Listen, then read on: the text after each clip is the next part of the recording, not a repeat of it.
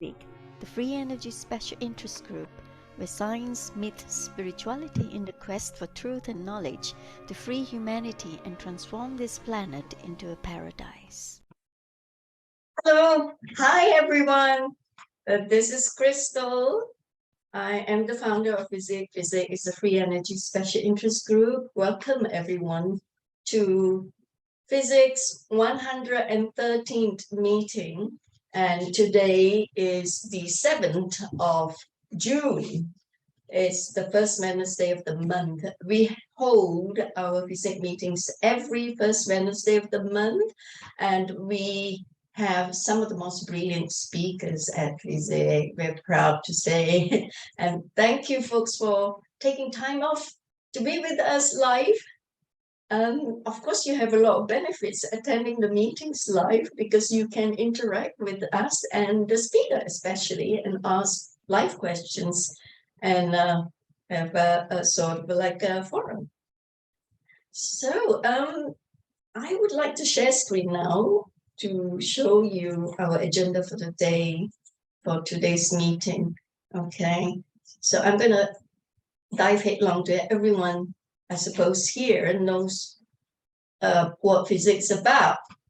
Unfortunately, not all the viewers do, so I'm going to have to do this PowerPoint presentation very quickly. Okay, sorry, the mouse is a bit stubborn. There you go. Right, so we are a special interest group for free energy. This is our 113th meeting. I'm afraid Dr. Frestres is not here today. There's a passing of a member of the family. Let's silently send our condolences and deepest sympathy to him. His sister has passed away recently. And I have Pontus Hatcher with me, who's the head of the R&D teams in FESIG. And I suppose James Rink is here. James, are you here? James, sometimes very busy attending conferences and giving presentations, so he's excused. We have our meetings, as I said, once a month with one speaker of technology and the other one from the spiritual side of things. And today's agenda is the first speaker, being our returning FESIG Brother speaker, Fernando Vossa. Speaking on the temple buildings and the creation of sacred space, Fernando had been on his research tour of South Asia for the last few months. And he actually has amassed a lot of beautiful photographs that he's sharing for the first time. And is sharing through FESIG. And we're so honored. Thank you, bro. He will be sharing his research findings after visiting over 100 ancient sites, including Machu Picchu, Chichen Itza, Chaco Canyon, Adam's Calendar, Teotihuacan, and most recently Angkor Wat in Cambodia. It is always a delight watching his fully illustrated talk with such flamboyant creativity, rich with his psychedelic mystical art. So staring at them sometimes actually brings an awakening of sorts, you know, which is substantiated with his narrative in applicable architectural concepts. And our second speaker, fingers crossed that he will turn up, is the inventor extraordinaire, Ronald Hare. He invented so many stuffs. Gosh, I mean, if you go to his website, you'll be amazed how one person can invent so many products, so many stuffs that's good for us. You don't need a maid bed. Actually, if you got most of his products, he will talk about the 9-code frequency infusing system for health, healing, anti-aging, learning, memory, stress, regenerating, love, meditation, etc., etc. Raising your vibration, the movement to take back control of your mind, body, and soul. Okay, well, okay, folks, I will then pass the microphone to, no, sorry, I have to introduce the first speaker properly. I have to introduce Fernando, even though he's been a returning speaker. But if you want to write to me, Crystal at throughvisionofpeace.com. Okay. And these are our channels, video channels. It's worth your while to go into it and plow in and keep listening to what the speakers were saying, because this is a learning platform. We all are learning together in order to develop what we have come here to do. So thank you for your patience. I've got to stop share now, and I will introduce Fernando. Fernando, I know he needs no introduction, but at least I owe him the honor of telling you who he really is. He's a FESIG secret group member, our firm supporter since the early days. He came to the rescue when my laptop broke down, 2 summers ago, and he immediately got me a replacement so I could continue with FESIG's all-important work uninterrupted for you guys. So, million thanks to you, bro. Fernando is an independent bio-futurist, Terra Healer and Artivist. In year 2013, he focused on developing a whole body regeneration and quantum access chamber dome home called the Vossahedron. The Vossahedron project is an integration of heart-based wisdom and quantum technologies to establish an architecture that regenerates our body at the cellular level, expands our mental capabilities, and connects us to higher spiritual awareness. Right, so I think that's about it. The rest of it, we will, you will get the rest of his bio from the website and the MailChimp. So as Fernando, actually, it's important for me to say, Vossa's Biofuturism Lab is called the Center of Mass Creation.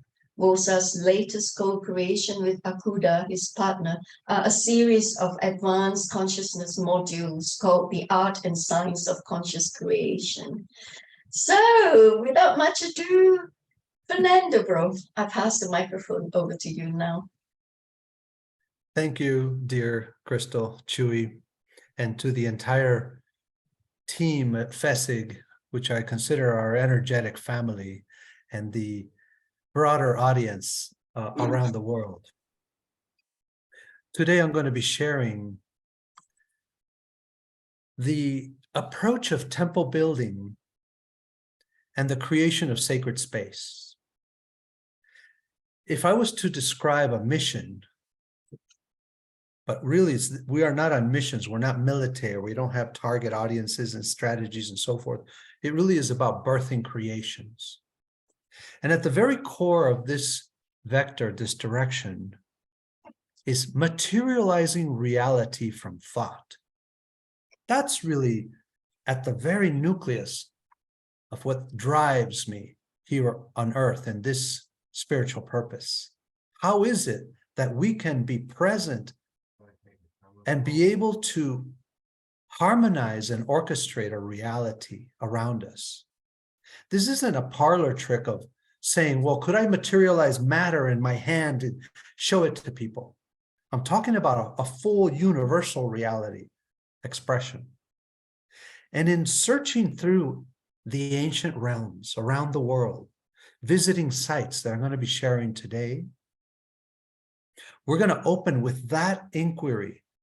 How do we materialize reality from a conscious frequency, a spoken intention, an inner tension, an inner tensoring, an inner vectoring, vortexing?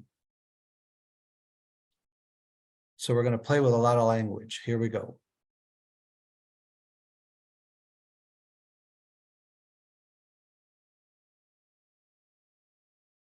We're going to start our slideshow. Oops. I lost my slideshow. One moment. We're going to restart this.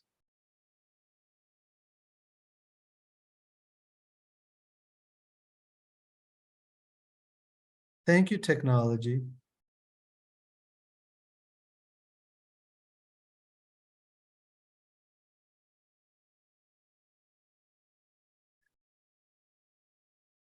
This is my latest collage artwork. It's called Womb Creatorship, the creation from the cosmic womb, a divine feminine act, where we acknowledge our bodies, especially feminine body, with a womb and the connection to source as the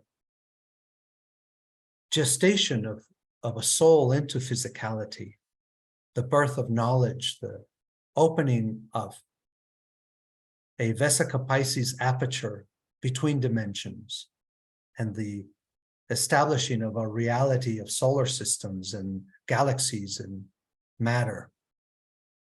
Invoking all of the elements, the creator-creatress elements of hydrogen and all of the energies of plasma and magnetism and light and sound and crystal and gravitational and thought intention energy. This inquiry, this whole awakening transformation has taken me around the world. In this image, I am toward the bottom there, surrounded by visionaries, people on the far right like Lloyd Pye, who was sharing with us the Star Child skull. And a little bit to my right in the black t-shirt is William Brown from the Resonance Project. And right behind me is Carrie Cassidy. And a little bit more on the left side is Dr. Alfred Weber. And to his right behind him is Laura Eisenhower.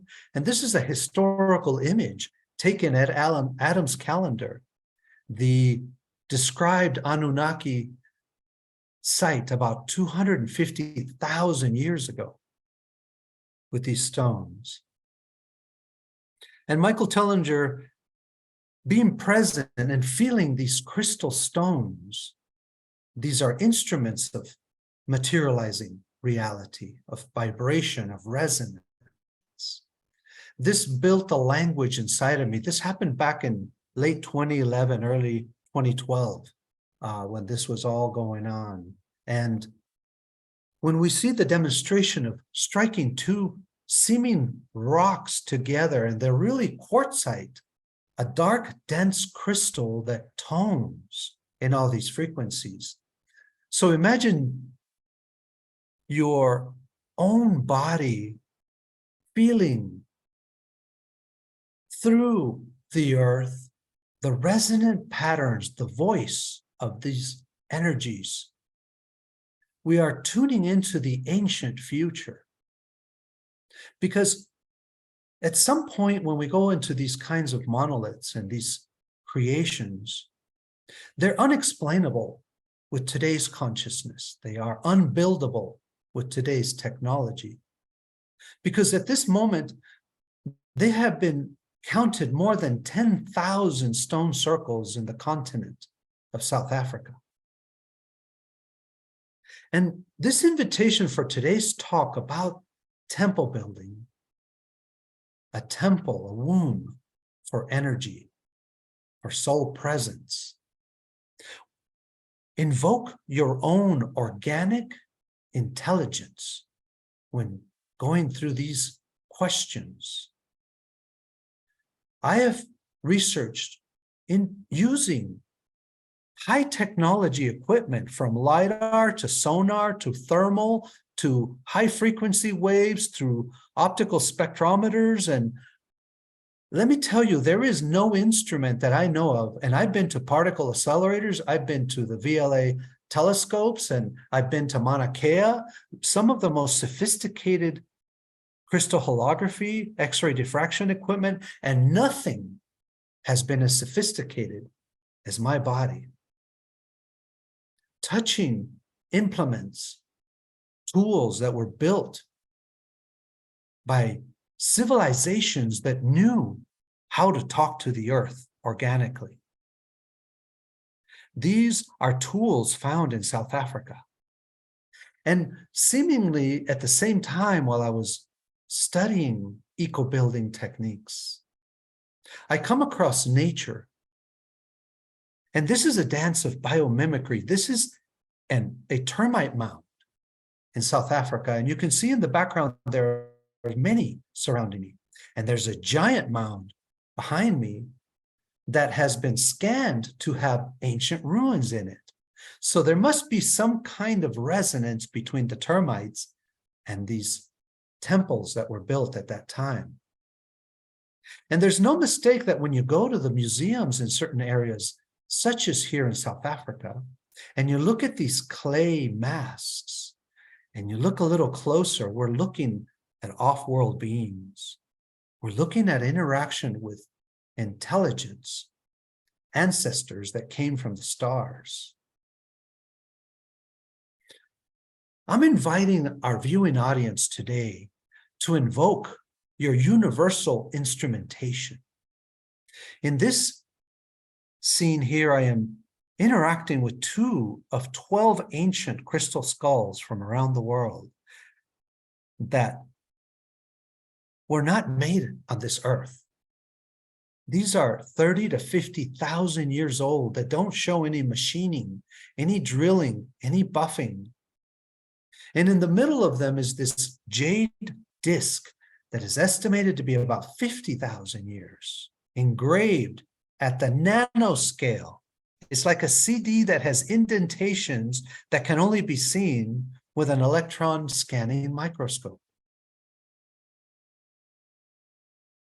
In traveling around the world, in places like Machu Picchu in Peru, these mystery schools of knowledge, an intersecting portal, a stargate of off-world and on-world studies. We couldn't replicate these spaces. This is the hitching post of the sun. Just looking at the sculpted laser liquefied stone for these instruments. I'm reminding us right now that we are the last generation that would have seen the world before artificial intelligence. Our children, they're alive today, are the last generation that will know what it was like before AI truly engulfed us. And when we look at organic intelligence, natural access, divine natural access, DNA access to the earth and elements, these techniques, these building architectures, when you look at the scale of this, we think these are little windows, but if we stand back, look at a human in the scale of these monoliths, moving tons of stone, shaping them, and somehow carting them through hundreds of miles up and down valleys and mountains, quarried in places that were not drilled, not mined, they were laser cut somehow. And this journey has also taken me into the jungles in Mexico. This is a site known as Yaxchilan in the southern Yucatan border between Guatemala and Mexico. You have to take a riverboat for several hours into the jungle to get here. And the Yaxchilan site, this very interesting calcite-rich limestone, also reminded me of the crystal resonance frequencies that are in each of these blocks. Machu Picchu is resonating in one frequency, all of those crystals, and this site is also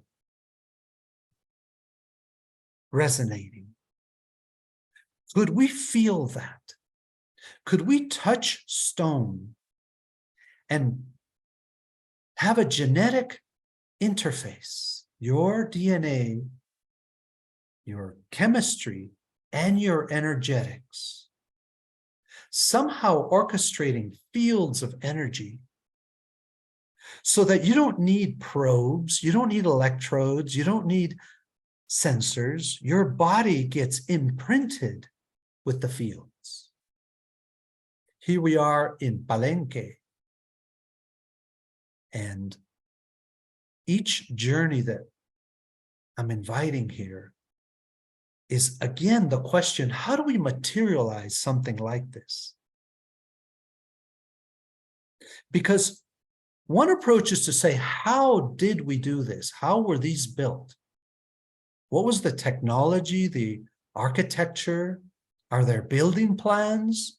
Have we ever seen any drawings of pyramids, the blueprints? Not really. And what if we approach this opening of a womb of creation the same way we approach interacting with nature and asking what consciousness can give rise to that reality? What energy, genetics, soul knowing is in play to give rise to matter and energy around you in the way that it's presented to us? Because when we try to reverse engineer ancient temples, we fall into many traps. One of them is that we think from the Western separatist synthesized scientific view, we could actually understand a spiritual, metaphysical, esoteric approach to materializing stone crystals from thought. These temples were downloaded genetically from the earth and from the stars. There are accounts of circles of meditative women connecting during menstruation, during pregnancies, and teaching the men how to do this. The womb cults is an entire branch of learning. And my partner Akuda right now is opening this up. These stone monoliths are a technology that was later inhabited by the Mayans. The Mayans of today don't know really who built these. They connect to the DNA of it. They can talk to the ancestors, but there is no direct lineage to the people and beings who manifested this. The Incas in Peru did not build Machu Picchu. The Mayans and Aztecs, which are the most recent of the ancient cultures, discovered some of these pyramids under the jungle. Some of the Mayans and Aztecs didn't even know they existed in certain places. So we have a reality of temples that are spiritual technology, as many of us are uncovering, are pre-Ice Age. The seed to many of these structures at the core, at the heart of the pyramid, within the pyramid, within the pyramid. There are at least 3 fractal permutations in some of these structures. And if you look underground, you'll find older seeds. Some of these temples, the steps, the levels of ascension, the calendars, the symbology of snakes. When we interact with these live in person, not on TV, not on the Discovery Channel, but make the effort to invest, more than investing in any sporting event, more than investing in any Hollywood event or any iPhone, fly and see what it was like before any of our technology existed. This site here is named Mitla. It's in Oaxaca. And you can see behind me that there are horizontal beams that weigh possibly 30 to 40 tons. And there are these inscriptions that can be read as frequencies. Think of them as light language inscribed to speak to your DNA. These are codices like the Rosetta Stone between one civilization and another civilization and another civilization. The gods before the gods, the womb of the cosmic mother, the Vesica Pisces, birthing the elements of fire and earth and water and air. We traveled through Mexico with our own crystal skulls. We were able to have these beings travel with us that were sourced in Teotihuacan, Mexico. Crystal sculptors made these. These are more recent. And yeah, we're watching Indiana Jones and the crystal skull here. This is a site in New Mexico called Chaco Canyon. When you hear the official story from the tour guides and the parks and recreation, they tell you about the Anasazi people and the recent knowing that we really don't know what happened here. These weren't places that people lived. This is the kivas that were the portal communication places to talk to the Kachina beings. They were birthing centers also. These are the womb tribes of women who could fill with water and blood these sites and have the Kachinas float in the middle. And these Kachina interactions included a sharing of genetics from other planets, bringing corn and bringing knowledge of when to plant it and how it would infuse a divine knowing of the earth when you consume that corn. They don't tell you this on the tours and these finely aligned stones. And if somebody said, go out to the desert and find me 1 million little stones that fit in your hand and assemble them in this arrangement that we see here. These are stacked crystals. These are computing walls of frequency. Behind me is what is known as Fajada Butte. Yes, this is one of our ancient trees. And LiDAR has shown that this place has root systems, caves, and this is the landing site of the wing makers. And right now you cannot go there. There's not even a road, and they're heavily guarded. They claim that tourists had somehow knocked over a rock and now they don't allow anyone in there. We know better. It was a temple. It was a place of creation, of womb birthing, of interstellar travel and interdimensional communication. Sedona in Arizona is also another high energy place.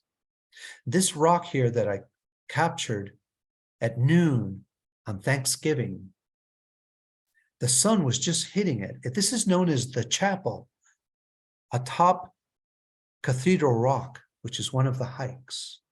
And when I saw this glow and this light, I climbed up to this spot, took my clothes off, and did a bodhisattva meditation for world peace, and felt the golden illumination of the moment of that light. I invite everyone to identify and acknowledge your most sacred, your most divine experiences in your life. Find them, create them, stage them. Do you see a cell phone in any picture here other than the person taking the picture? Do you see me preoccupied with any other nonsense other than the presence, the full clarity and coherence of what is occurring. Here I am on top of Cathedral Rock. There is a way your body moves when it is in an energetic field. It doesn't mean you have to do yoga necessarily. But could you ask your cells, your muscles, your bone crystal temple, the biome in your digestive brain, and all of the elements in your body, the calcium, the gold, the copper, to be the computer, the universal interface? And could the earth be your sensor mechanism? The answer is yes, on all accounts. Could ancient trees teach us in one interaction, in one DNA communion, the secrets of living 1,000 years? Could we tune the clock of our bodies so that the chromosomes cap a new kind of telomere? Think of the telomeres in your chromosomes as the crown chakras of the tips. And could I learn this from this ancient being? Of course. And how many of us have captured all these beautiful light Fernando, I don't mean phenomena? to interrupt, but Oh, yeah? there are two bars, stripes on the screen that's interfering with your beautiful pictures. I don't know if I'm the only one seeing that contest. Do you see? You're talking about the top one The or top this one? one? And on the right hand side, yeah, I think your mouse is moving over there. Oh, it's There. a shame. Such beautiful pictures, and you are defacing it with this two bars. It was, I minimized the windows, but let's continue. Thank you. Okay. Thank you for that. This is an image captured in Sedona, and I've analyzed these images. So one explanation for a lot of these orbs and beings and angels and interdimensional phenomena, yeah, it's spherical lensing, it's the solar effects, and it's orbs that just blah, blah, blah. You know, my body tells me differently. There are energies that are plasmatic that take the opportunity at the right angle of incidence to refract themselves into your imagery. There's that kind of intelligence. And in journeys to Avery in England, and also Stonehenge, one can be a traditional tourist and just walk around, do the tour, have a snapshot of pictures and say, you did it, you felt it, I've seen it. But what if you bring your own instruments? In the case of this wand, because again, I am asking the question, how do we materialize reality from thought? And are there organic instruments that can accelerate that inner knowing? By looking at this image, what do you think was being orchestrated between the stone and my pineal at that moment? And by the way, I'm wearing my Peruvian hat. A lot of this stuff happened pretty fast within a year or two. Because once you tune your body to a site, if you want to say in prayer, in communion, you could also say in breath and in motion. My body, my arms are speaking the shape of that stone. I'm allowing the creative freedom for my body to be in a symbiotic, energetic, homeostatic state with the energy of the site. I visited the British Museum that has a grand collection of stolen artifacts from around the world, including from my birthplace, Mexico. This piece of Quetzalcoatl came from Teotihuacan, and I had to commune with it and speak to it. You know, when I visited the British Museum and other places, I actually cry from the intensity of this, the knowledge that's coming through me. These are also at the British Museum, these Indian artifacts of Vishnu and Rama, traveling through dimensions. Some of these stones are 5,000 to 10,000-year-old sculptures. And in the many hands of these beautiful beings, they show you knowledge and tools and sometimes weapons. And in this case, you can see that beautiful Vimana saying, I came from this part of the universe and I came here in this craft. That's what my body told me. I became an antenna because one can be an expert. One can be their own cosmic archaeologist. Don't need to have an archaeology degree. As a matter of fact, I think it's a detriment to have a college degree to try to do this work, this creation. To speak to the Sumerian and ancient writings that go back to the origin of these different star tribes that came here, that are our family. And yes, this one was for you, dear Chewy, in the famous Beatles scene crossing. And yet I had a mystical experience with all kinds of orbs appearing to me. In San Diego, we did an installation, an art, music, energetic temple where we drew Metatron's cube with chalk. And while we were setting up a 6-speaker system that gave us an interference pattern, you can see one of the speakers on the bottom center. We had these features, these Merkaba fields appear in the time lapse where we were recording our installation, the setting up of it.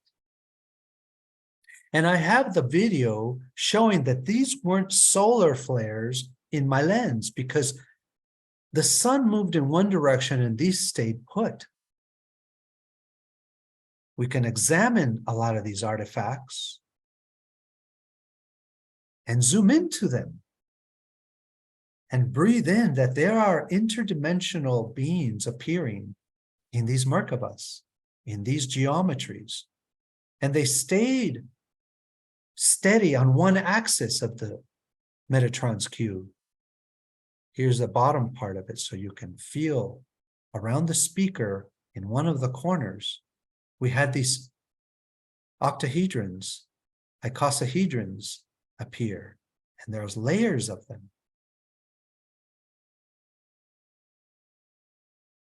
So we move forward to Akuda and I visiting Angkor Wat in Cambodia, landing in Siem Reap. And like many archaeological sites around the world, they've been co-opted by governments. What's that? And then the third is the whole understanding.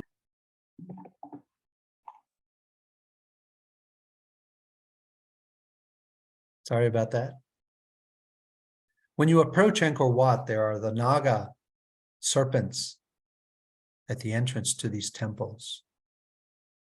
And these beautiful fields are cymatic impressions on the stone, these mandala shapes. Already our DNA imprinting, their light language, they are devotional script. And a lot is distorted because the Buddhist occupied Angkor Wat, and so did the Hindus, and so did the Brahmins, and so did others before those came. So you can't say this is just a Hindu temple, or it's a Brahmin temple, or it's a Buddhist temple. Because there are aspects of Angkor Wat as a temple before the Ice Age.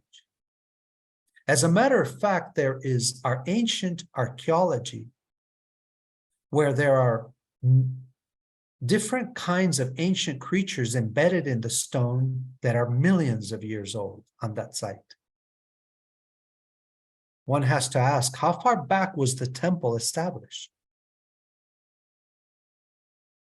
When I look at these towers, I see a three-dimensional cymatic wave. The same kind of waves I see when I look at the beryl cactus, the saguaro cactus in Mexico and in Baja and in Arizona as antennas of frequency. And I invite our viewers to see the FESIG 69 talk I did on the Vossahedron, which you'll get to see a little bit today. There are entranceways that are portals. There are arches. You walk through them and your body feels a different energy if you're paying attention, if you're breathing through it. On the top of this archway, there are a series of mandala imprints, flower of life kind of designs.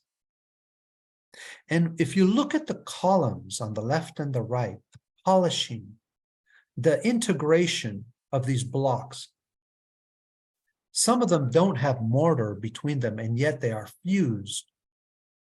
And one of the striking elements of Angkor Wat are the millions of blocks, and pretty much all of them are individual shapes.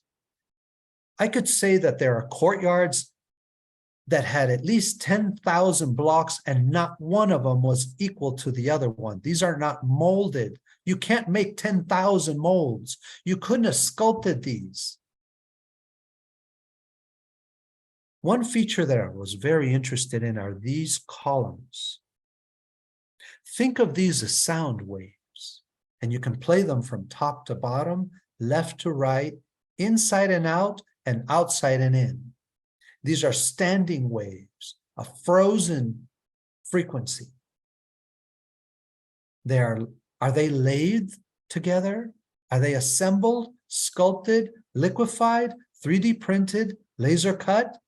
All of the above. They are in windows and on walls. And we find these all over the place, not just in Angkor Wat, but in India, and in Thailand, and in Mexico, and in Europe. When you get close to them, you see the inscriptions. Not one is the same as the other one. These continually impress me, all these different features. What am I looking at? How was this materialized? What consciousness gave rise to Bayon Temple? This is the other temple near Angkor Wat, because Angkor Wat is a citadel. Easily there are at least 40 temples you can visit, each one unique and different. These frequencies, these pillars, and these entrances, look at how many entrances there are, window, door-looking portals. There are hundreds of them in this temple. Feeling the resonance of each space, asking to be shown the truth. And seeing my family hanging out there. I love seeing nature interacting with these temples because the jungle had already taken over all of this. Nature reclaims. And this set of columns inside another temple, it's like a temple within a temple. Are these for humans? You know, from Michael Tellinger in South Africa, I learned that one of the artifacts of these advanced civilizations is that we have technology, computing devices that are like circuit boards in a computer. The interface, the connection points of chips, like the microchip on top of the columns, the copper connections of these crystal columns, and then the base. Too many columns, not really adequate for humans. In Cambodia, there are temples made for giants, beings that were at least 12 feet tall. There are temples that are for 20-foot beings. There are furniture and places to sit for that size. And there are temples that are made for 3 foot, 4 feet, that you have to bend down to get into and move around. And they have little seating places. Something that impressed me about this temple was the ridges on this outer perimeter that looked like a sideways book. It's sitting on top of a liquefied frequency. Layers. Again, there are blocks everywhere all over these temples. Not 20 or 30, but tens of thousands of blocks that have been somehow disturbed, like a nuclear blast blew these temples away. This couldn't have been done by people walking up and dismantling the temple. This couldn't have been done by nature just knocking them over. These aren't walls that just fell over. So there are interruptions to these temples, these sites. There are great cataclysms that some of them seem artificial. They've been exposed to high heat, melted stone from outside, nuclear blast. I'm giving a multidimensional view, thousands of features to contemplate. I'm an architect in one of my many dimensions. I know how to do three-dimensional computer-aided design. And I visualize, how would I design a block? One block from one of these temples. How long would it take me to design it in 3D? Not to sculpt it, just to visualize the detail, the frieze, the elevations, and turn it around and spin it around. Now multiply that act that could have taken me, let's just say 3 days to design one perfect block, times 10 million. And roughly, Angkor Wat, we don't have an estimate of how many blocks. It's too much. It's beyond 200,000 blocks in one room, one area, and more than 250,000 blocks, and more than 10 million blocks in one whole temple, plus the foundation. It wasn't lost on me that when we were landing in Siem Reap in Cambodia, you could see the interlocking rice paddies and plantations. Some of these are ancient. They've been around thousands of years. This block face here reminded me of the ones I saw in Peru and in Mexico and in South Africa. A stone that has multiple sides, multiple diameters, not one is repeated. Not one rock in this scene is repeated. It's individual placement. These chisel marks that we claim to be chisel mark, those who have studied crop circles know that they have texture to them. There's a flow, an energetic weaving.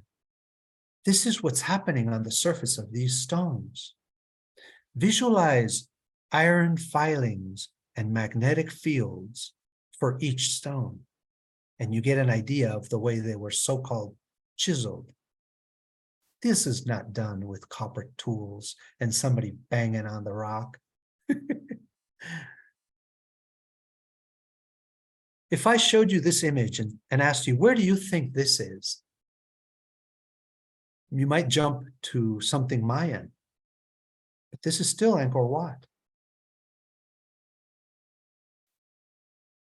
Once again, Angkor Wat, one of the sites, one of the temples. This one was an outside temple, meaning you can only go outside. And many of these stones, it's hard to tell what some of the original ones were and which ones were replaced. There's a lot of mix and match in these things. Here is a termite mound. Again, the termite mound here in Angkor Wat replicate a lot of the temple architecture, the towers and the channels and the passageways, and the root system of trees moving through the temples and the termite mounds. Who are the real builders here? So let's jump to the modern world. These are the Petronas Towers in Kuala Lumpur. And let me tell you, as an architect who's visited many cities around the world, the Petronas Towers are some of the most energetically powerful buildings I've ever been in.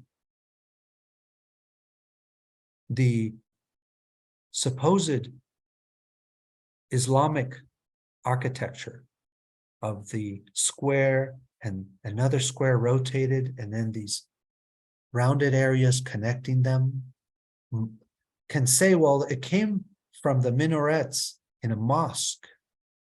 But we're talking about a frequency that is much older. These are temples. Unfortunately, to me, these are dark temples, co-opted knowledge. Petronas is an oil company, an energy company. In their lobby, they have this beautiful chandelier. When you stand under it, you get a sense, a feel of the ray of energy projected through the towers. It is a true portal in plain sight. Here's that same chandelier from an angle. There are fractal towers and antennas all over the place. The fields are massive. And what is inside the Petronas Tower? A freaking mall with Gucci and all that nonsense. I mean, yeah, that's why I say it's dark. It's a matrix concentrator, but yet there is divinity here. At the top of the towers, you can actually interact with one of the antennas that's inside. None of this is random sculpture just sitting there. This is a picture you can take from the top, from one tower to the other tower. Let me tell you, my body and Akuda both felt all kinds of things in these places. These are temples on their own. And on the right side, way in the back of that tower, you see the taller tower now. That Petronas used to be the world's tallest building at one point. And then this other one behind it, I forgot the name, is now the fourth largest tower. The Al Burj Khalifa in Dubai is the contender at the moment for the biggest one. So the invitation here is to look at these buildings, these temples, as a wave plot, a three-dimensional graph of energy. And the footprints are cymatic waves that are interacting with our brain waves, our body waves, a spiritual portal connection to amplify thought into matter. These stupa, rotunda rotations that turn into these bell-like shapes. I've been inside of them, outside of them, touched them with my hand, put my body on them. I've even put my tongue to one of these just to feel the electroconductivity. We're talking about towers of sandstone that have quartz and granite and copper and gold. These are ancient computers. They're still teaching us. It's something like this. capturing a frequency.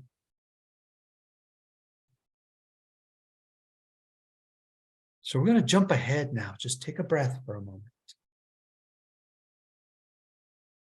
This is the Schrödinger hydrogen wave function. One of the big jumps in physics was when we stopped seeing molecules with orbits and we looked at the patterns of electrons as wave actions, cymatic waves, that if you were to take a picture of it at each moment and attempted to predict where electrons were going to be around the nucleus, you form these beautiful fields. This is the light language of creation, our best attempts to model it in computers. These are plots of neural activity from a neuron in what is known as an ictal event, a seizure in a human. The spikes and concentrations of neural firings. Think of the neural firing patterns of ecstasy and bliss and communion with self, enlightenment, self-realization. What do those wave plots look like? Could we build temples that resemble that? It's already been done. So we're going to leave off here where the talk on the Vossahedron dome structure that I've designed is a 12-pointed star. And you'll know more about it if you watch the original presentation. But I had a recent revelation. Because this was designed as an instrument of consciousness to amplify conscious intention, to materialize reality. It's an instrument like a telescope to observe and amplify inner space, your mind, your consciousness, to quantum tunnel through to your original soul intention, to translate it. I had to sanitize this project into being an ecodome, but the people here at FESIG know what it is. Here's the blueprint. Here's the molecular orbits of those waves. And when examining the beryl crystal and also the beryl cactus, we land on the hexagon, which a lot of these temples are hexagons. And the molecular structure of these aquamarine and emerald-like crystals have been studied at the atomic level. This is an imaging of the lattice patterns of the crystal molecules in that crystal, in the beryl. This is done at the Oak Ridge National Laboratory in Tennessee. This was done back in 2016. Do you see the star pattern, the hexagon, in that zoomed in? And when they zoomed into these crystals and studied what does water do that is trapped, and I'm using that word trapped, not my word. They also use the word caged, but I say water is living there in these 12-pointed, 12-sided crystalline tunnels. Water achieves a 6-phase quantum tunneling state, meaning the water molecules inside this crystal are exhibiting a quantum tunneling state, a new state of water. And Dr. Johansson talked about that in the last FESIG talk, about water being intelligent and being able to quantum tunnel between dimensions. So I ask myself, could my Vossahedron do that? Because it is coincidentally having 12 points, 12-star pattern And in nature, we see this a lot. These are butterfly eggs, 12-pointed, multi-pointed structures, wave plots in 3 dimensions, temples of creation. And then I saw this. This is where we're going to leave off. This is the X-ray diffraction pattern of a beryl crystal. Those points are a scattering, a sampling of the molecular structure inside these crystals. And when I overlay the Vossahedron on top of this pattern, there's a perfect match. And yet my design is not including these beautiful hemicircular effects of cymatic waves. So when materializing reality from thought, when achieving a quantum state in your body, when the water in our bodies is able to superposition inside a building, replace the word building with instrument, a crystal designed to contain your whole body, what could possibly happen is the next journey to explore. Because the crystals in our pineal have these hexagonal shapes. Already are doing water superpositioning, quantum tunneling.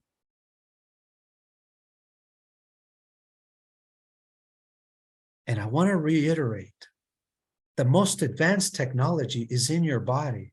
I can draw a seed of life with a stick in the desert. Don't need a 3D printer, don't need a computer, don't need an alignment, nothing. This is built into my genetics. I've taught my body. I've cultivated a human that has this instrumentation built in, the sensitivity to all this knowledge. I'm inviting everyone here to open that possibility in your life, to create sacred space. You're seeking. It's not an engineering or scientific endeavor. It is a communion with soul. So we're going to stop our share here. Take a breath. Woo! I hope you enjoyed that. There was a lot there. Absolutely. Wow, that's brilliant, Fernando. That is so superb. Hang on a minute. Yeah. We have just experienced years of knowledge in one download. It's a telepathic communion that we're sharing. This is what I would love to share with kids in elementary school. We start there. Well,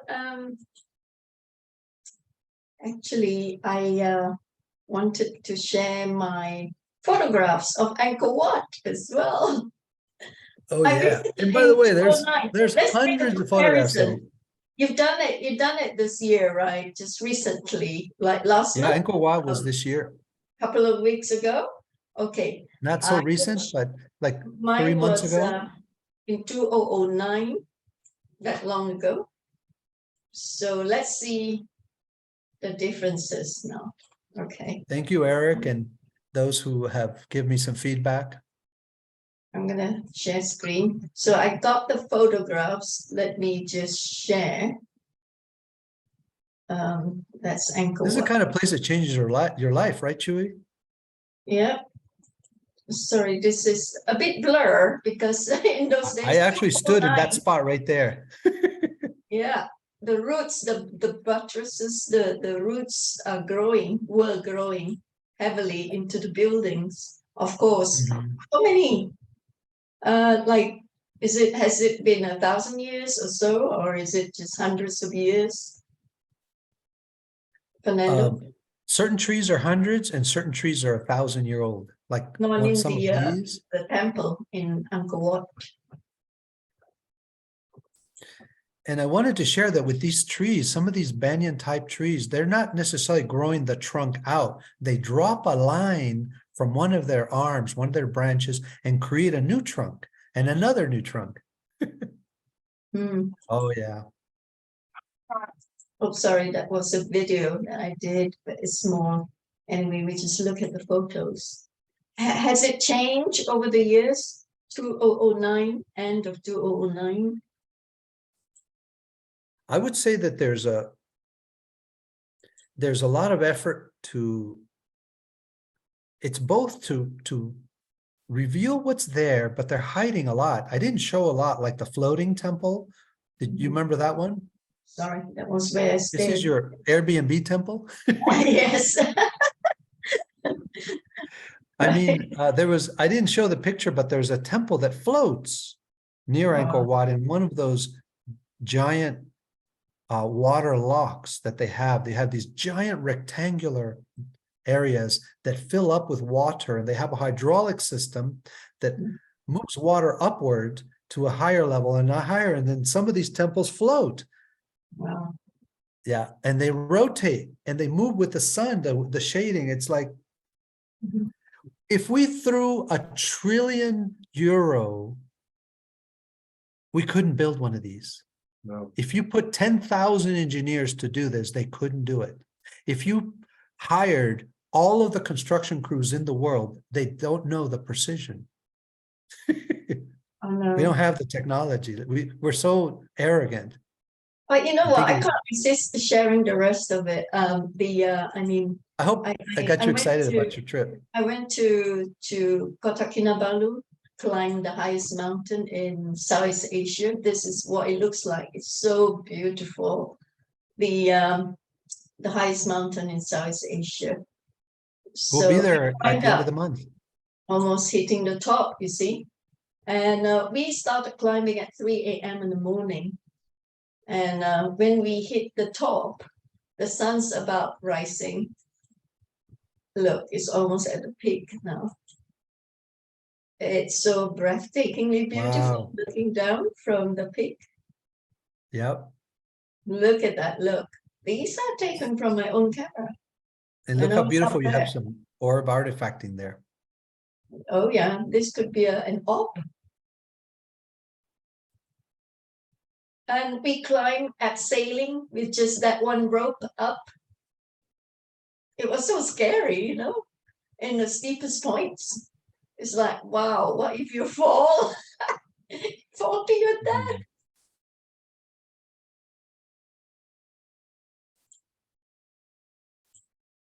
Look at this one. It's so lush. Oh, I love nature. And this. I Oh, want to that was mention something to Eric, who messaged me the about stripes. his son and husband receiving a thing. healing. Mhm. I think that's about it. Sorry. Okay. That's okay. It was Right. good. There you go. South Asia. I wanted to share an insight about the word healing. Mhm. I invite contemplating the opportunity to declare yourself healed at some point in your life. Say, I am done the healing process, and now I'm going to birth a new human, birth new kinds of cells, reconfigure your DNA, be able to receive reality and project it in a different way. So it's kind of like bridging regenerative consciousness into creator-creatress consciousness is what we're inviting here. This is the real temple building we wanted to talk about. Mhm. So I hope that this approach of being a creation artist beyond any science, because to me, science is so darn slow and rigorous and synthesizing of trying to identify one key ingredient, one active, one influencer. It's difficult to get a holistic approach to understanding. Because when you're using sensors and measurements and putting them in a computer and trying to plot them and trying to explain them to people, you're not receiving them in your body. You're not imprinting your DNA with the true understanding. I promise you, the Atlanteans didn't have any of this electronic mess. Fernando, Marek has a question for you. Marek, Saw brother. him putting up his hand. Look, folks, Thank you, I can't see Crystal. you unless your video's on, like Marek's video's on. Go on then, Marek. Unmute yourself. I appreciate very much the presentation and the journey that I went on with you, and being in the temples, feeling your connection with the sound rocks in South Africa, and standing in the abbeys and things, and then even in the great towers, the modern tower with the energy. Absolutely, they're using the laws, the cosmic laws. And I love the way you transmuted it into a light purpose versus their intention. And the light is always stronger. And by the time I got to the end where the Vossahedron and the particles, and I was in another space, man. I was just in a whole higher field. And then coming back to you saying that the purpose is to regenerate. You know, death is not a natural thing for life. It's an abuse. It's a not of love symptom.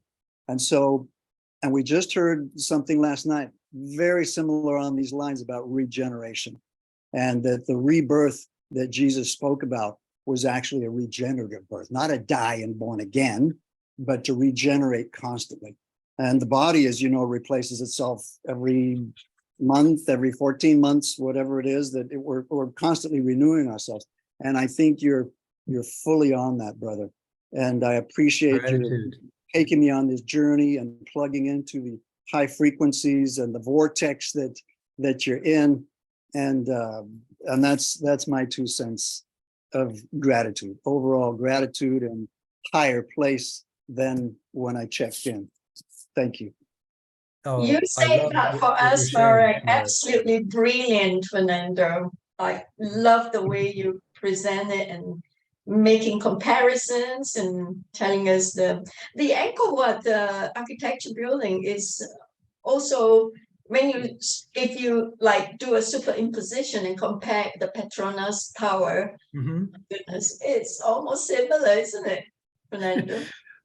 Well, I wanted to share that the word Angkor Wat is not the original name of that temple.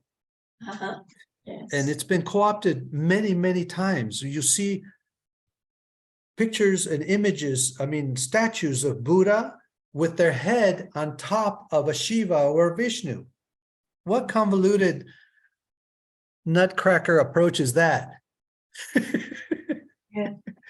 And they move the statues around, and then the new government moves in, and the new ruler moves in and said, well, I'm going to take my crew and start chipping on these stones, and they take the jewels out and they erase parts of the writing of beautiful Sanskrit, and they write their own on top. They put a little mortar. They shows their ignorance, but yet it shows their intelligence to say, this is a powerful place. I'm going to co-opt it and use it. It's so powerful. Like the dark priests that took over the pyramids in Egypt, who have no clue how they were built, but they knew how to use a little bit of them. The priests that came in, let's say 4,000 or 5,000 years, but the 10,000-year-old original builders, these are the ones Graham Hancock is talking about. Who were these civilizations? Mm-hmm. You can bet that the Mayans knew about Angkor Wat, and Angkor Wat knew about Egypt, and we already know there was entanglement because they could travel between these spaces. They didn't even need ships, I don't think, to travel between these places. And there are tunnels that connect all of them. I just wanted to mention that. There are tunnels that go under Asia and they go to Europe through the earth. They're still being used today. The dams, the deep underground military bases, yeah. Right. Absolutely. And our dear friend Vossa, Jim Decote talked here at FESIG several times, and he was showing the map of the tunnels that goes Oh, right yeah. from Europe to Asia. You said Isn't that it. incredible? Go on. Yeah. Amazing. I wanted to share about our friend Gosha, who recently put out a video that I really liked, a very short message saying, and this wasn't a conversation with the Swarus, this is her saying this. Mhm. If your life purpose is to somehow wait for disclosure, or wait for open contact, or wait for a truth revelation of the secret projects, there's got to be more to your life purpose, because it may not happen in this lifetime in the way you would like it to happen.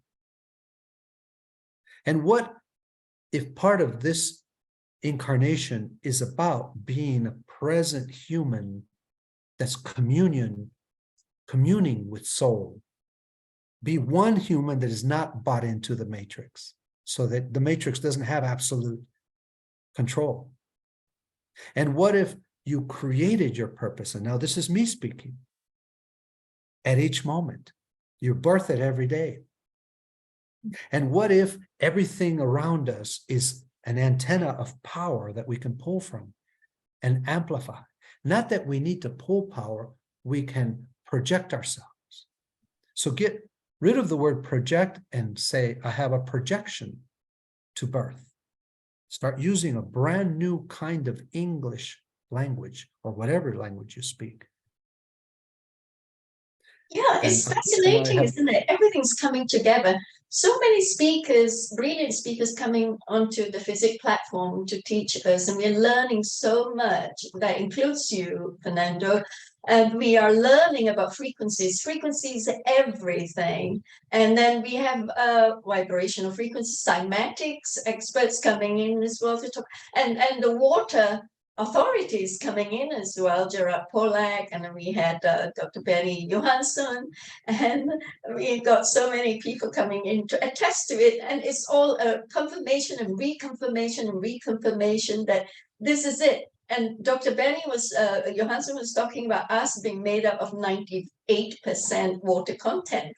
So considering that, and you with your presentation, Fernando, I mean, we are really indeed, it's more and more believable. We are the Patals, we are co-creators with the Supreme Creator, because with every thought we are manifesting, and with every word, every action, we are manifesting more and more and more. So that's how we co-create as co-creators, really. So it is not the reality that we are experiencing now, which is like a hologram, it's a matrix, right? So it's not real. And what is real is our own thinking, our thoughts, our co-creation gives. And well, what we think is what we manifest, as you say, cymatics. And asking, you have, yes, Pontus? yeah, Carrie, you have a question, I think. Yes.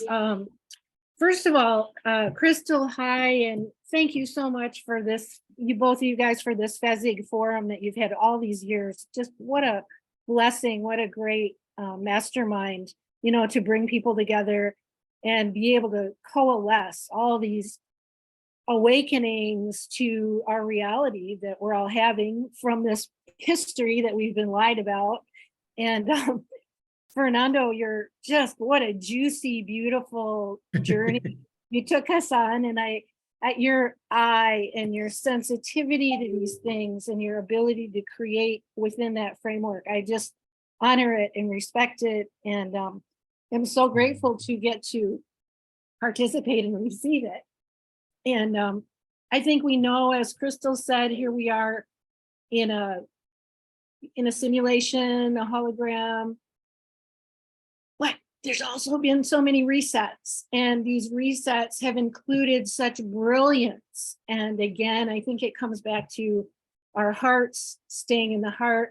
How do we succeed in this iteration that we're in? And I believe the success is through the heart, through love, through, as you said, stepping into our empowerment. And instead of waiting for somebody outside of us, we step into this now as empowered, aware, delighted beings in this in this matrix that we live in and make it the best we possibly can. And so much is by our connections with each other. So Actually, Carrie, I mean, speak for yourself. You've been waking up people for so many years, and we really The appreciate 21st century humans. Yeah, superhuman, 21st century. Wow, I mean, you did such a great job. I so admire your courage to go out there and bringing truth to the people despite what's going on. And Marina Jacobi has said it time and again. Let all this flow past, like the flood. You know, yes, let the debris all go past us, and we're not allowed to get affected by all this happening around us, the evil, absolutely. horror Yeah. things that are happening. Because if we do, we get sucked into that vortex, which is not Right. ours. It's so important wherever we focus our attention is what we're going to be amplifying the creation of. And what you just said is so important, that we amplify the creation of self-empowerment, of love, of beauty, Exactly. and Fernando, you're such a vortex for understanding these messages that we have from this ancient past that has survived the cataclysms and is still here. And wow, yeah, Absolutely. you guys, much Yeah, love to all. you too. I think we are doing well as light warriors, light workers, star seeds. We have volunteered. Yes. Yeah, before we reincarnated, we are awakening more and more as we wake people up ourselves. So, and we I are want beginning to to acknowledge, understand more how we co-create by manifestation through our own thoughts, our own feelings, our own emotions.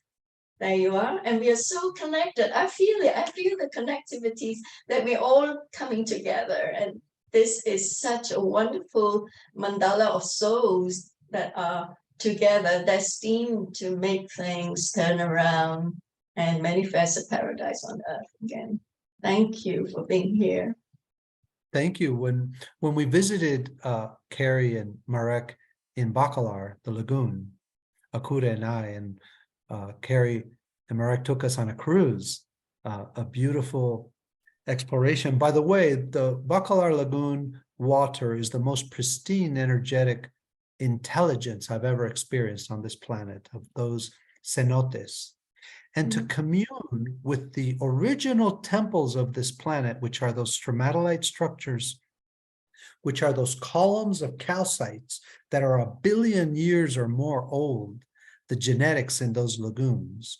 Imagine what it felt like when we reached into the bottom of the lagoon and just scooped up some of that dust of those different sediments of DNA that communicated all the way back to the original intention, the original thought of life.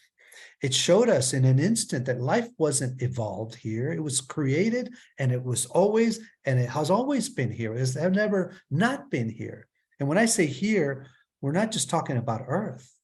And the original temple building idea came from that interaction in Bacalar, the inception of creator consciousness, creatress consciousness, to move from victimhood, the default separatist, polarized, and to embrace the unity consciousness, but open up something grand and new that even the Buddhists haven't opened up, or even the ancient Brahmanists and Hindus. They're looking to see what we're doing now.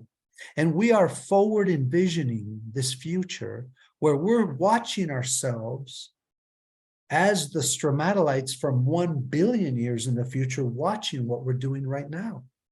And well, we're not just being watched by the seen, we're being watched by the unseen as well on another level. And we are being watched by the whole universe, if not universes, how we are going to be successful turning this around. And indeed, we are. Nothing can stop us. Right, sister? In this year, I turned 59 from the human calendar. And my greatest purpose in one dimension here in physicality is to inscribe in this body, go through the DNA, go through the veins and the cells, and write the inscriptions in this temple, all of the knowledge, all of the awakening, so that when my body is seeded back into the earth, those genetics are spread through time and space to birth a new universe with this knowing, with this knowledge. Ah, That's really what oh. we're doing.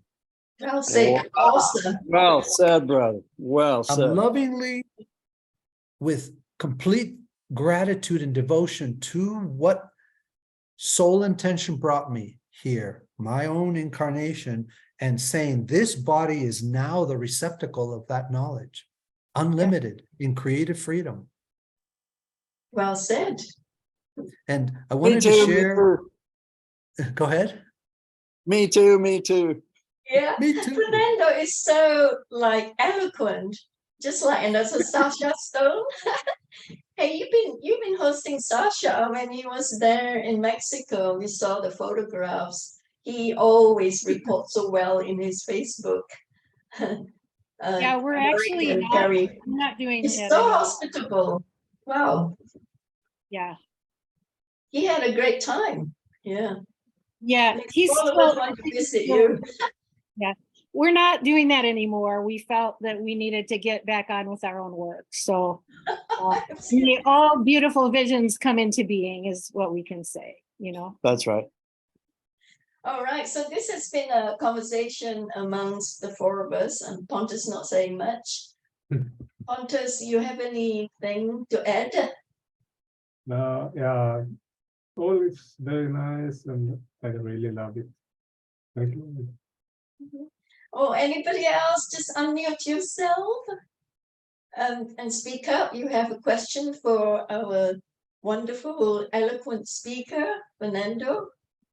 Please unmute yourself and speak up. I don't see any hands up, do we? Well, we know that this is also going to be watched by many people because we're going to be sharing this recording. And we are extending, Akura and I, my partner, are now hosting an entire course on temple building and the creation of sacred space, sharing detailed holographic human from cell to soul, this entire transformation, so that others can create their own. And anyone who's interested in this course, we're going to be launching in July, the first part of it. Just listen to the names of the modules. Holocymatic shapeshifting is the first module. Biomineralization of consciousness and temple building, creation of sacred space. Wouldn't that be a fun curriculum to play with? So there's an email, hopefully in the description here. Send me a message if you're interested. Well, This is how we're going to do it. We're going to share it with each other. Yeah, I always put the speakers' links on the announcements and the promo of the talks and all that, and it's always on the website. So folks, Vince, want to get in touch with Fernando is easy. Just hover the mouse over. I'm going to put my email right here. Yeah, please do. This is an online course with live calls where we get to share the material, imagery, techniques. And also we do retreats. We're doing a retreat in Hawaii in November on the womb of creation. So I'm leaving my email You here. have the best job in the world, Fernando. You get to travel the world and bring courses to the people. And they're so amazing. Right. So It never gets old because we're sharing the live research inquiry as we're doing it. It's not like we're pulling material from years ago. This is right now. Yeah. Hey, Trisha, you have something to add to the conversation? Sister Trish. Trish, speak up. Blessings, superliminals. I don't know if you can hear me. I'm in a coffee shop right now, and We hear you. Yeah. Okay. She's in the energetic enhancement system, and she's been doing great. We're healing her, and we want to come down to Bacalar and get her in the healing waters and to the wellness sanctuary. And so I'm really having a good time. Putting all the doctors on blast that have been hovering around my family members and switching it up to energy medicine and all the other holistic Ayurvedic wellness treatments that we can. And Brother Fernando and Akuda, I miss you so much, and I send so much hugs and love. And Carrie Star Ellis and Mark, I'll hopefully be seeing you guys soon. I'd like to spend some good time out there, check it all out. Many blessings. Oh, thank you, Trish. Okay. Thank you, dear Trish. I would like to know, Pontus, if the second speaker is already here, the inventor extraordinaire. Did you see? No.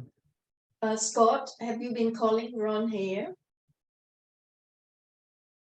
Scott, otherwise we continue. Yeah, I only got his answering machine. I left the last message at 3:13 with You the know, specifics of what I happened. really work very hard to promote the speakers' talk Yeah, today. but Fernando, you were on a roll. You really covered hardly anything about your Vossahedron during the 69th meeting. I don't even think you had any of those built yet.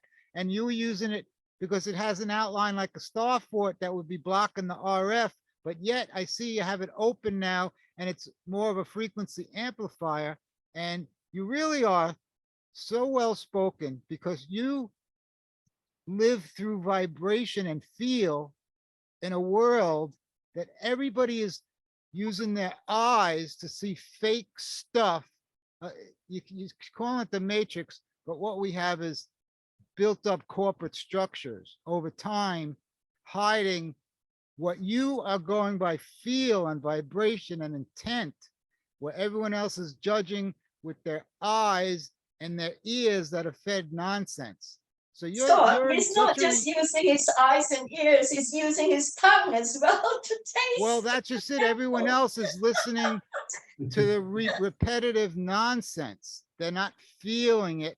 They're not connected to nature source. Anyway, you really didn't go in deeply about your progress on your structures with testing with RF like we did in the 69th meeting, that there's bad fields, there's good fields. Clearly, you're part of the good fields, and your construction there is able to block stuff by the design, you know, and it's also amplifying. You please go in some more on that. You really zip past that really a lot, and we have time, so I yield. I zip past it because you know, we've done 2 talks already on this project, and for those who just are now learning about the Vossahedron, it's a geometry like a dodecahedron or a icosahedron, and the original intention of this structure was to create this instrument. And we've already prototyped small scale models in 3D printed plastic and also clay with this eco concrete that we are developing called Vossacrete, which is a green foam. It's an orgone collector that also generates an electric field.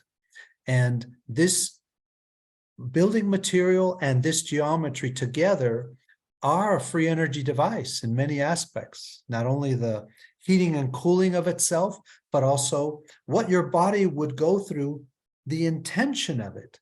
I mean, how many architects have you spoken to that say they would like to create something that amplifies your thought into materializing reality? A way to explore consciousness. And if you begin with that, then when you build buildings, the real structure is the intention, the creative brief. So we have a plan to build a center of mass creation, which is a site with 12 of these structures. Each one is going to look different. They're going to be a different geometry. One temple will be the water temple, and the plasma temple, and the electric temple, and the crystal one, and the sound, and the light temple. And each structure is going to be a place with creative freedom where you can use this instrument and combine it with what you like to play with. Crystals, water, sound, plasma devices, light generating lasers, your own toning, dance, and be able to mix and match one temple energy with another to train like an avatar your entire body, cells, and DNA to be a different human. That's what the intention is. And to share this with the world. Among others, there are so many people like Krista was sharing that are doing brilliant work right now. I am just, it's a different world. Sorry to talk over you. Talking about architectural designs, come to think of it, your Vossahedron design is quite similar, although with the Angkor Wat temple's top, I mean, We're playing although with the you same, based a lot lots of the on same stuff. the cactus fractal design, right? But Right. wow, it's like a Vimana shape as well. I don't even have a 3D printed model here in Asia right now. I'm traveling in backpacks. My 3D printer was too heavy to carry. But you know what's funny is that we just did a retreat and we still had a lot of technology left over from that retreat. In my backpack that we travel in, I have a Kirlian photography device. I have lasers, a few crystal prisms. Can you imagine when we go through security at the airport? I had to get rid of my night vision, thermal imaging stuff. And we had a cymatics generator that I hacked together with some speakers for the last retreat. Oh, like a true scientist, archaeologist that you are. Because I like to MacGyver these consciousness tools. Right. So we have a lot of comments on the chat. If you look, Rob said that Avatar is the documentary. Fernando, Pandora is real. Jimmy Payne has visited the planet. Okay, and then Vince. Okay, never mind, Vince. I hope the speaker will turn up anyway. Pray. Okay, so I've got to run, buddy. Crystal. Right. Thank Bye, you both. Barry. I love So seeing you. lovely having you both here. Come back again next meeting. Will We all do. learn together from this We'll be in great touch, Barbara. speakers. We'll share this talk on 21st Century Human.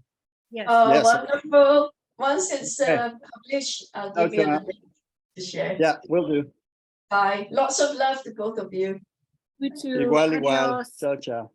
Ciao, ciao. So FXD1, who is this? You don't have your name here. The overview of the temples look like a circuit board. They are broadcasting knowledge and energy and way more. Like Mr. Emoto, is there a non-shape that broadcasts love? Oh yeah, if you go to my Facebook, I had shared something from somebody who's quite renowned with research work that certain cymatic shapes representing certain thoughts or ideas or whatever words that you may put on there. So, which is quite fascinating. Then we have Trisha saying, bravo, bravo, sweet, sacred, supraluminal prostara that you are. This is Trisha's language. Dear cosmic sister. Omniversal ancestral blessings. All right. And Audrey Sprung was saying, that was absolutely astounding what you shared. Thank you so much. Eric saying, magnificent. Me, my son, and husband received, of course, it's not Eric's wife, received a healing thanks to your presentation. Thanks, Fernando. And then Audrey was saying, gosh, this makes so much sense, Fernando. I've been to Adam's calendar and know Michael regeneration. Wow, you got such a very good, astounding thanks, gratitude and love here in the chat. All right, is there anything My else? heart overfloweth. Pardon? My heart overflows. Wonderful. And to think that last minute I said, hey, bro, I couldn't get a second speaker. And then you say, I'll step in. Thank you. I know you. I I know, loved it. It's bro, my and you honor to share. always shine. Yeah. So I said, right away, yes, please. Okay, so Vince was saying, do you have any structures that you have built in the UK or made according to your design? Hi, James, you're here. Our bro James is here. All right. Dear And you James. say you're relocating to Portugal in 2024 to build a site. Portugal's not too Yes, far, it's- Vince. You can go to Portugal. Just a We're short getting flight. close to you now. And then that's it, folks. Will, Doc, you got anything to say? Will has been flooding me with a lot of information. Thank you, bro. And sometimes give suggestions who should speak. Thank you. And so does Trish and Scott. Scott, is there anything you want to add before we close? Thank you, dear Scott. Right. One thing I left out is like water doesn't have eyes. You know, we judge everything from our eyes and also our ears. It's like a scripted thing. Water is conscious, it has memory, but it doesn't have eyes. So Yeah. be like water. I yield. Quantum tunnel like water. Pontus, you got any last thing to add before we close? No, but yeah, we will need your design, Vossa. Thank I you. was just wondering if, when you went to those buildings in the city and that looked like Angkor Wat, if those are, you know, generating energy and they're using Oh, free that's the energy. Petronas Tower, sis. That is a profound question, Trish, because when you look at it from a spiritual, energetic lens, and you ask, how did those people materialize that building? Because when they build these buildings, like the Petronas organization and the government of Malaysia and the cabals, you can bet at someone high level off world has to give the okay to build a building like that. So Besides- in that building, the Al Burj in Dubai, the Petronas Towers, is a direct line to whoever makes decisions for this planet. That's one kind of energy that you can touch. You can say somebody who runs this world had to approve this in a way that it cascades the orchestration of banks and finances. That's a whole lightning branching, mycelial reaching of all the financial institutions that had to play. Then there is the political building. There's the financial Petronas, there's the political Petronas of the agreements. Then there's the geological Petronas. You have to ask permission to the land to allow you to do this. You Yeah. have to know how to connect a building to the city Mhm. and to the substrate, the strata, the ground. So there's a part of the Petronas towers that is about the earth, biological. Then you had to create the technology. So there are easily, without exaggerating, I would say 10,000 people touched the Petronas Tower project, easily, without it. The concrete people, the architects, the steel builders. I would say, without exaggerating, at least 50 countries had to do with that project. Who built all the conduit and the wires and the piping? And there's another layer. All of the human orbits of the constellation of humans that have to do with that building. Just think of all of the energy that went into that concrete. How much DNA, love, because this was made out of love. Not the kind of love we know, but the love of money and power. And the Oh, there's a original lot of intention- corruption going on as well. I know it, and that cost a lot of money to build. And that was during the time of Dr. Mahathir. Dr. Mahathir was corruption has Hollywood the involved. prime minister then that time, and now he's being charged for taking the people's money, a lot of it. So Once again, I it's- approach this. Petronas is an oil company. It's just like Shell and Exxon to the US. Petronas is Mhm. to Malaysia and South Asia. Yeah.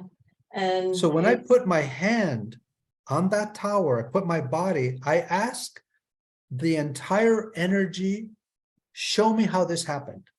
This is what I mean about learning how to materialize reality from thought. Somebody thought of this. It wasn't any of us, but somebody did. And why did it have to be the tallest towers? Why two? And why a bridge connecting? Because why build one when you can build two for twice the price? That's Yeah. from contact. And if you want to see more of it, the detailed architecture and all that, watch the movie Entrapment. Once it Yes, was just finished and Entrapment. built, Catherine Zeta-Jones was starring in that movie with Sean Connery. That's right. Sean Yeah. Connery. Yeah. So You wouldn't believe how many movie stars had to do with those towers, how many Asian, American, and Chinese movie stars, and how much oil was sold, and how many shares. And this project is an unimaginable scale of project. And then Al Burj happened, and then there's some other monsters coming. And I must So say, what's I that? must say, my brother was privileged to do the flooring. My brother owns a super flat floor company that manufactures the super flatness of flooring. So when that was built, his company was commissioned to do the flooring. Fernando. You can absolutely feel the energy of that tower when you're standing near it. Your hairs on your body stand up. I can vouch for that. I've been there many times. It's not a pleasant feeling unless you pay attention to it. I promise you there are people with headaches living there. There are people with problems, or there are people who are rejuvenating in that tower. There are people whose power is being multiplied while they live in a condominium up top. There are parts of Petronas, one whole tower you can't go in. There are laboratories in there. There's technology, there's experiments, all kinds of things going on in there.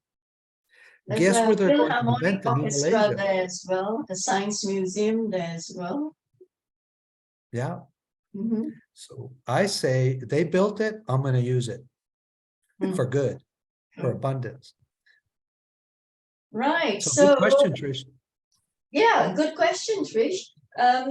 Okay, Pontus. I'll add something to that. It started with what you were recommending, Crystal. It's Unfiltered Stories. It's on Facebook. It's at Unfiltered Stories Jelly Smack, digital creator. He's the guy, I guess, who runs the page. But about within a year ago, I started. It's a lot of victims of these technologies you're mentioning in this building. A lot of it's on the ground, and they're telling their life story, you know, as they're grown up, showing pictures. And then I have to find something in my email. A really good thing was posted on the radio station news feed last week. I see it's gone now. It's one girl's story up to date right now, dealing with Trump and naming names that's a victim of this. I'll try to find that before you end the recording. I yield. It's on point. But we have to end now, Scott, in case. Unfiltered Stories on Facebook. Find it. All kinds of stories. Okay, put it on chat. Put the link on chat, bro. And everyone, please save chat. But we have the next session anyway. So James is here. Hi, James. Okay, so there being no other business. James, unless you want to add in, but you missed most of the presentation anyway. To make a comment. Thank you so much, Fernando. That was an amazing presentation. My brother, thank you. Yeah, let's get Nassar going and start rebuilding the future. Thank you. That's it. Miss seeing you. Yeah. Okay. Right, so there being no other business of this first session Fernando, of our 100 of these. Fernando. Pontus, you, could I just ask before you go, is there anybody built any of your structures in the UK so I could experience them? Oh, we just said that already, Vince. We have answered the question just now. Okay. Oh, I didn't hear. So if you will excuse me, I have to close the meeting. Please mute The timing yourself. had to be right. I got the title for that video. I'll get it on the recording. It's Child Sex Trafficking with Rich and Powerful, semicolon, the Jennifer Guskin, Guskin story. And I'm going to post the link in the chat now. Right. So everyone save chat. I'm going to delete that from my consciousness. Right. So there being no other business now, this 113th FESIG meeting first session is adjourned to the second session, if we do have a second session, if the speaker has turned up. We don't know. Sometimes something might happen last minute, and that's it. So folks, do join us again in the next meeting. Thank you, everyone. You can stop recording.